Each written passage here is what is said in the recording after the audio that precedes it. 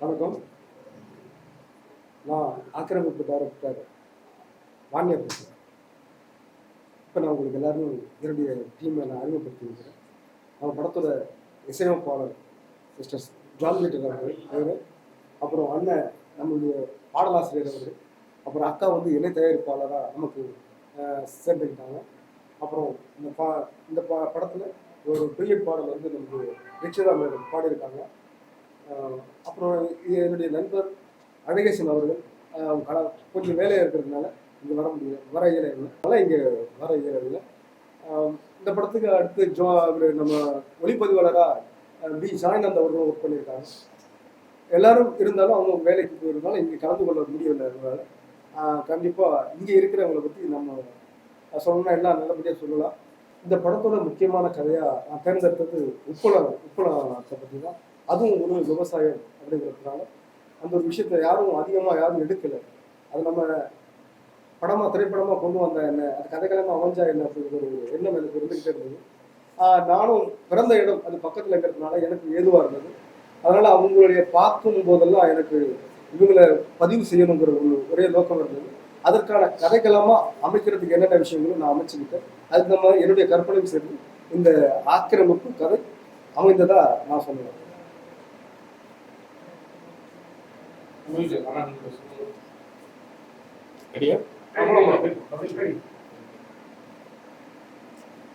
எல்லாருக்கும் வணக்கம். V1 cinemas தயாரிக்கும் அழகேசன் தான் இந்த படத்தோட தயாரிப்பாளர். படத்தின் பெயர் வந்து ஆக்கிரமிப்பு. இந்த படத்தினுடைய இயக்குனர் என்னுடைய நண்பருமான திரு வாணியா அவர்கள் ரொம்ப சிறப்பாக இந்த படத்தை இயக்கியிருக்கிறாங்க. நல்ல கதை களம் கொண்ட ஒரு படமாக வந்திருக்குது. அதுவும் முக்கியமானது, இது வரைக்கும் தமிழ் திரையுலகத்தில் உப்பளத்தை பற்றி யாருமே எடுத்தது கிடையாது. எனக்கு இந்த படத்தில் வந்து கம்போஸ் பண்ணுற முதல் சாங்கே உப்பளம் சாங் தான். ஸோ அந்த அளவுக்கு இந்த கான்செப்ட் வந்து ரொம்ப என்னை இம்ப்ரெஸ் பண்ணிடுச்சு. ஸோ அதுக்கப்புறம் எங்களுடைய பணிகள் ரொம்ப சிறப்பாக அதில் வந்துருக்கு. 4 சாங்கு மொத்தம்.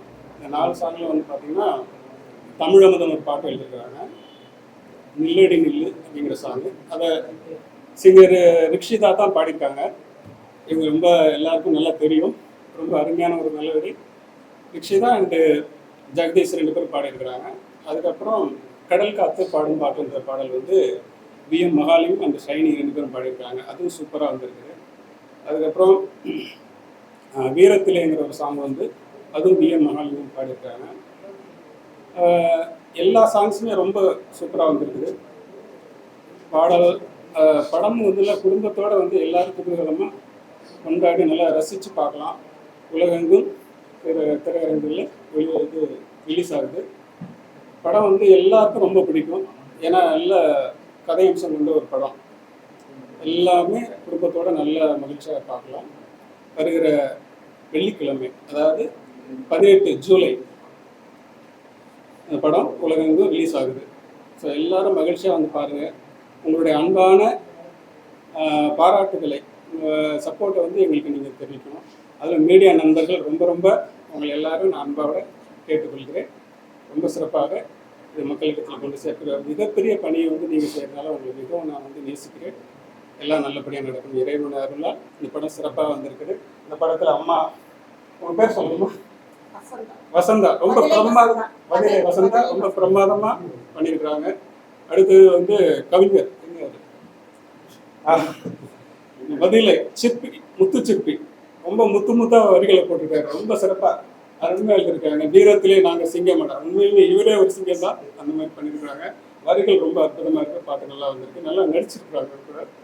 இது மாதிரி ஒவ்வொருத்தருடைய கேமராமேன் அவருடைய பணியை ரொம்ப சிறப்பாக பண்ணியிருக்கிறாரு. எடிட்டரு, எல்லா டெக்னீஷியனும் அவங்களுடைய பணிகளை வந்து ரொம்ப சூப்பராக பண்ணியிருக்காங்க. எல்லாம் என்ஜாய் பண்ணியிருக்கிறோம்.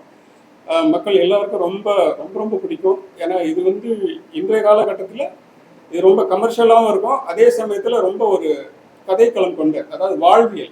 உப்பளங்கிறது வந்து நிறைய பேருக்கு தெரியாது. அந்த உப்பை எப்படி தயாரிக்கிறாங்க, எப்படி அது உருவாக்கப்பட்டு வெளியில் வருகிறது அப்படிங்கிறதெல்லாம் இயக்குனர் ரொம்ப அழகாக எடுத்துருக்குறாங்க. ஸோ நாங்கள் எல்லாமே ரொம்ப மகிழ்ச்சியாக சந்தோஷமாக இதை இது பண்ணியிருக்கோம். உங்களுடைய அன்பான வாழ்த்துக்கள், இப்போ ஆசீர்வாதம் எங்களுக்கு தேவை. நன்றி.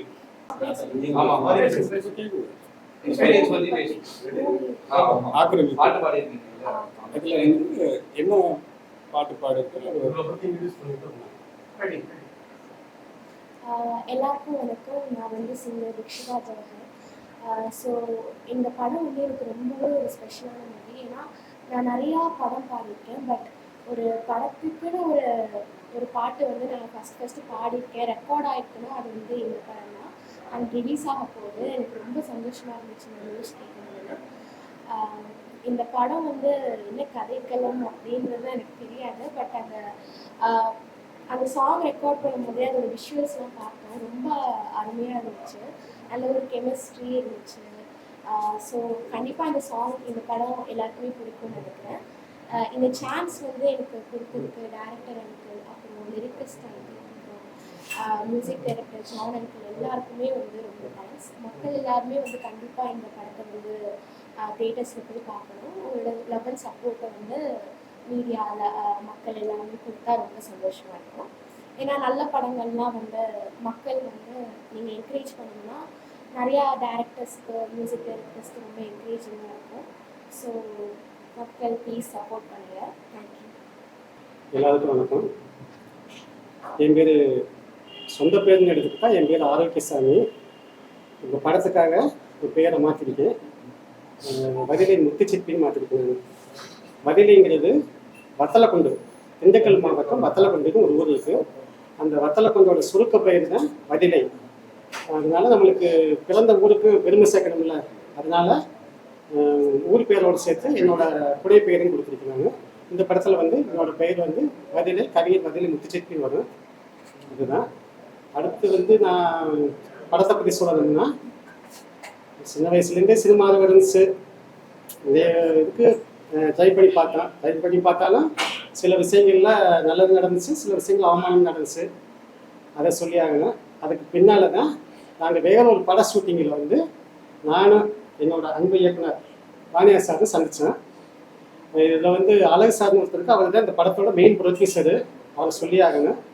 அவரும் நம்ம இயக்குனர் சாரும் நாங்கள் வேற ஒரு பட ஷூட்டிங்கில் சந்தித்தோம். அந்த சந்திப்பில் வந்து நண்பர்களாக பழகி நம்ம ஏன் அடுத்த இடத்துக்கு வாய்ப்பு கேட்டு போனோம், நம்ம படமை சொந்தமாக எடுத்து அடுத்தவங்களுக்கு வாய்ப்பு கொடுக்கலாம் அப்படின்னு சொல்லி ஒரு முடிவெடுத்து நாங்கள் இந்த படத்தை தயாரிக்கிறதுக்கு முயற்சி பண்ணோம். ரொம்ப கஷ்டப்படுத்த முயற்சி பண்ணோம். அதுக்கு பின்னால் வந்து நம்ம அழகு சார் எல்லாம் பேசி முடிவெடுத்து நம்ம இசையமைப்பாளர் ஜான் பீட்டர் சார் வந்து நாங்கள் செலக்ட் பண்ணி இந்த படத்துக்கு இசையமைக்கிறதுக்காக செலக்ட் பண்ணி அவர்கிட்ட நம்ம தொடர்பு வச்சுக்கிட்டோம். அவரோட இசை இதில் பக்காவாக இருக்கும், பயங்கரமாக இருக்கும். ஒரு ஃபஸ்ட்டு மியூசிக்னே யாராலும் சொல்ல முடியாது, அந்த அளவுக்கு வேற லெவலில் பண்ணியிருக்காரு. நீங்கள் படம் பார்த்தா தெரியும். அது நல்ல விஷயம் நடந்திருக்கு. இப்போ என்னை பற்றி சொல்லணும்னா, நான் பாடலாசிரியருக்கு தான் ஃபஸ்ட்டு வாய்ப்பு கேட்டுக்கிறேன். நான் பாடலாசிரியருக்கு நான் பாட்டு எழுதி நிறைய வசதிக்கிறேன். நான் அந்த பாடலாசிரியருக்கு எங்கேயும் அலைஞ்சு இந்த படத்துக்காக நான் பாட்டு எழுதுலேருந்து தான் வாணியா சாட்டை வந்தேன். நான் அவர் வந்து என்னோட தோற்றத்தை பார்த்தாரோ இல்லை மற்ற டேலண்ட்டை பார்த்தாரோ எனக்கு தெரியல, எனக்கு பாடலோட சேர்த்து ஒரு நடிக்கிறதுக்கு வாய்ப்பு கொடுத்தாரு. அதாவது ஒரே கல்லில் 2 மாங்காய்ன்னு சொல்லுவாங்கல்ல, அந்த 2 மாங்காயை வந்து எனக்கு அவர் பரிசு கொடுத்தாரு. பாடலாசிரியர் வாய்ப்போடு சேர்ந்து கதாபாத்திர வாய்ப்பும் கொடுத்தாரு. அந்த கதாபாத்திரம் இந்த படத்தில் பண்ணியிருக்கேன். நான் பாருங்கள், நல்லபடியாக பண்ணியிருக்கேன்.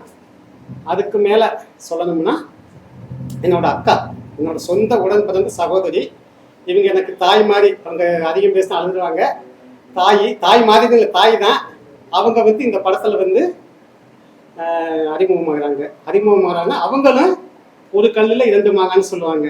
அதே மாதிரி தான் அவங்களும் அறிமுகமாகறாங்க. ஒரு அறிமுகம் வந்து இணை தயாரிப்பாளர் அறிமுகமாகறாங்க, வதிலை வசந்தா. அடுத்த மாங்காய் வந்து இவங்க வந்து படத்தில் ஒரு கதாபாத்திரம் பண்ணுறாங்க. கதாபாத்திரம்னா சாதாரண கதாபாத்திரம் இல்லை, பயங்கரமான வேற லெவலில் இருக்கு. நேற்று தான் இந்த படத்தை நாங்கள் முழுமையாக பார்த்தேன். படம் வேற லெவலில் போய்கிட்டு இருக்கு. நீங்கள் படம் பார்த்தா தெரியும். நாங்கள் இதை மேலோட்டமாக எங்களோட படைப்புகளை நாங்களே பிரபலியப்படுத்தி பேசுகிறோம், பிரபலியப்படுத்தி நம்ம சொல்கிறோம்னு யாரும் நினைச்சிடக்கூடாது. உண்மையிலே படம் பயங்கரமாக வேற லெவலில் இருக்கு. அந்த அளவுக்கு இவங்க கேரக்டர் பண்ணியிருக்காங்க. அதே மாதிரி எங்கள் இயக்குனர் வாணியா சார், அவங்க வந்து என்னத்த சொல்றது, அடுத்த மெயின் வில்லன் ரெடி ஆயிட்டாரு. இந்த படத்துக்கு வந்து அவ்வளவு கலக்கு மெயின் ரோல் பண்ணியிருக்காரு. மெயின் வில்லன் ரோல் பண்ணியிருக்காரு. நீங்க படம் தான் பாருங்க, அவர் வேற லெவலுக்கு போயிடுவாரு. ஆனா அடுத்த மெயின் வில்லன், அடுத்த கலை உலகத்துக்கு, சினிமா உலகத்துக்கு அடுத்த மெயின் வில்லன் தயாராயிட்டாரு.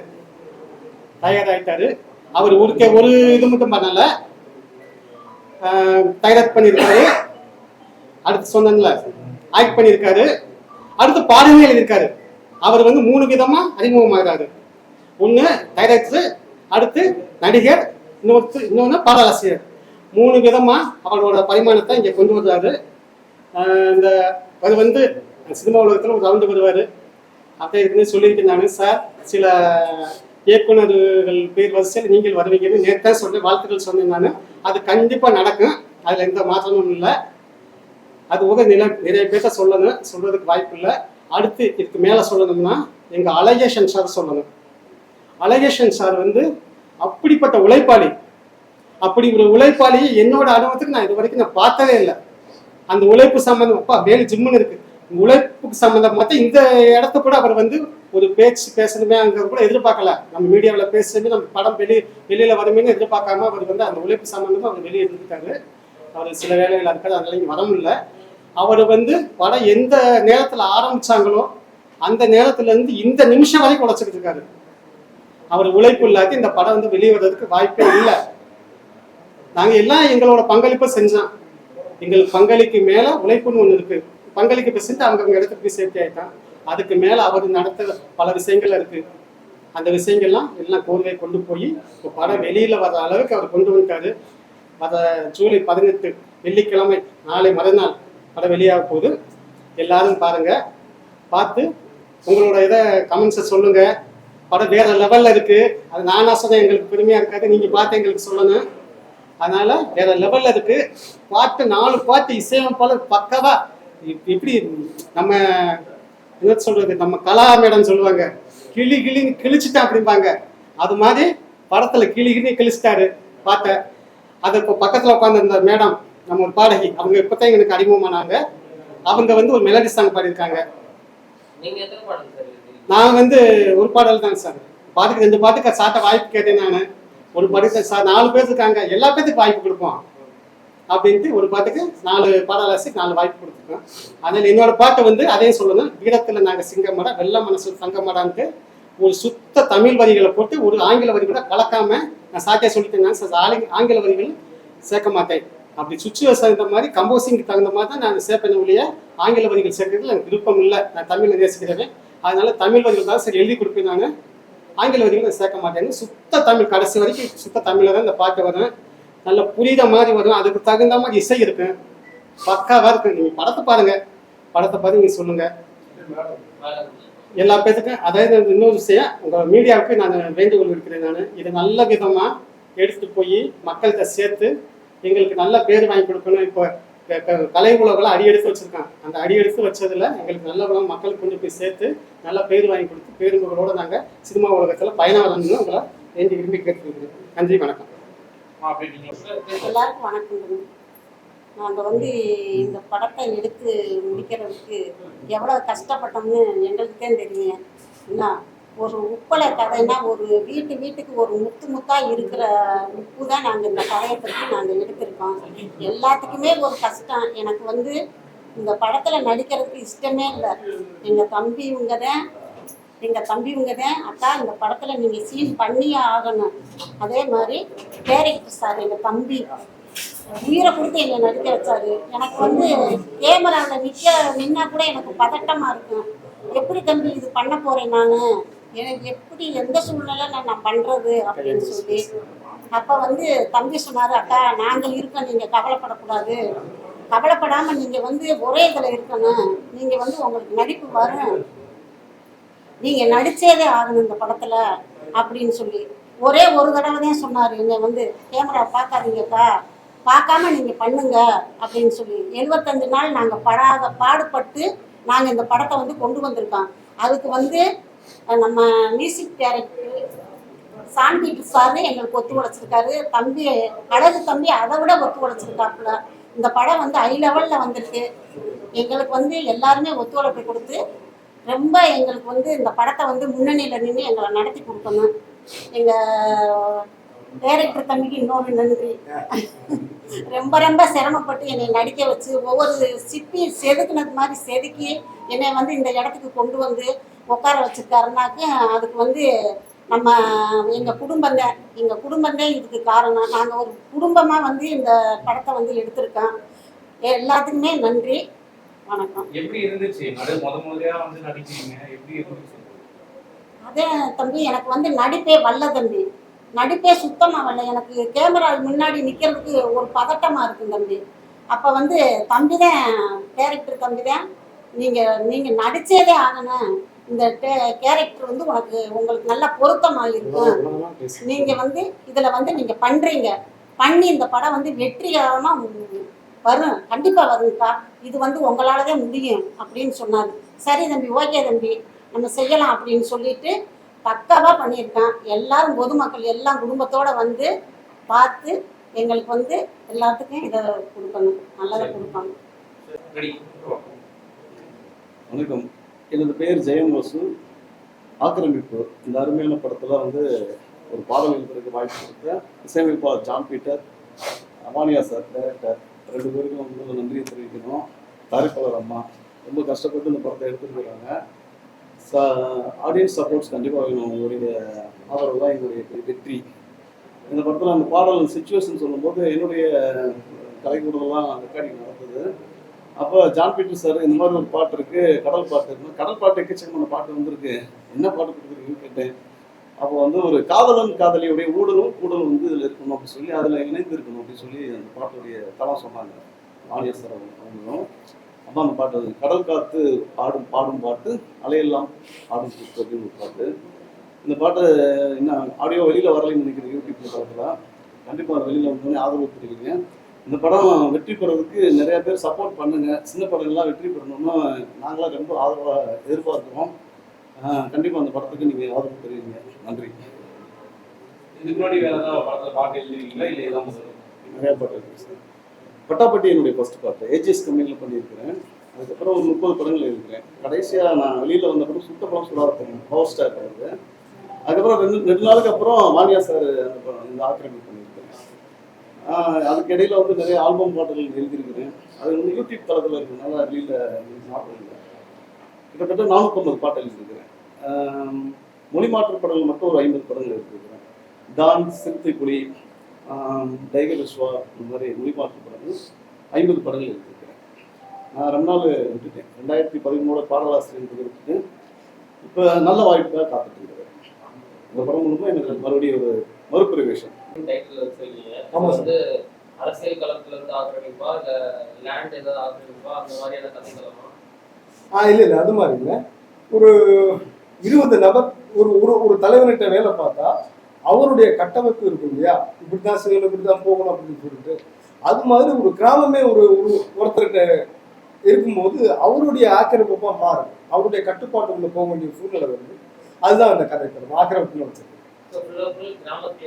எல்லாம் நம்ம கிராமத்துல எடுக்கப்பட்ட படம். கிராமத்துல நடக்கிற கதைனாலே ஜாதி பின்னணியை கொண்டு வருவாங்க. ஜாதி முக்கியமான ரோல் ஏதாவது பண்ணியிருக்கோம்? இல்ல சார், அந்த அடிப்படையில் எதுவுமே கிடையாது. மனிதன் பணம் படைத்தவன் பணம் இல்லாதவன் இப்படிதான் போயிருக்கு, உழைப்பாளி முதலாளி இப்படிதான் போயிருக்கு தவிர ஜாதி அடிப்படையில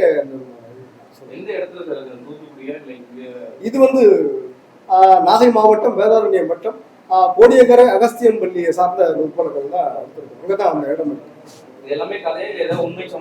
இல்ல சார், எல்லாம் கற்பனையை கதையாவே நடந்துகிட்டு இருக்காங்க, எடுக்கிறாங்க. அதை வச்சு நம்ம கற்பனையா எடுத்துக்கிட்ட கதை தான்.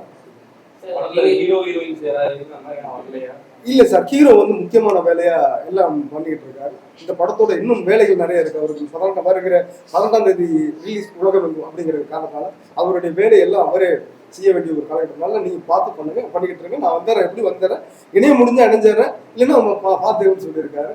இருந்தாலும் இந்த நேரத்தில் அவர் மூலியமா உங்களுக்கு நான் வந்து சந்தோஷமா நன்றியை தெரிவிச்சுக்கிறேன். இந்த படம் வந்து கிட்டத்தட்ட ஒரு 68 நாள் கிட்ட போயிடுச்சு. 68 நாள் போயிடுச்சு. சார், நீங்க ரிலீஸ் பண்ற அதே டைம்ல கிட்டத்தட்ட 11 படம் ரிலீஸ் ஆகுது. அதுல இருந்து இது எந்த அளவுக்கு தனித்துவமா தெரியும், எந்த அளவுக்கு மக்கள் வந்து பார்ப்பாங்க? இந்த களம் வந்து யாரும் எடுக்கல சார். நிறைய விவசாயம் பத்தி எடுத்திருக்காங்க, அறுவடை பத்தி எடுத்திருக்காங்க, ஏகப்பட்ட இது வந்திருக்கு. ஆனா உப்பளம்ங்கிற கதை பாட்டு மூலியமா போயிருப்பாங்க, மேலோட்டமா இருந்திருக்கும். ஆனா யாரும் இதை பத்தி ஆழமா சொல்லப்படலை, கதையை சொல்லலை. அதனால இந்த களம் நம்ம எடுத்துக்கிட்டா நல்லா இருக்குன்னு சொல்லிட்டு, நல்லா இருக்கிறத விட ஏதோ ஒரு வாழ்வியல் இருக்கு.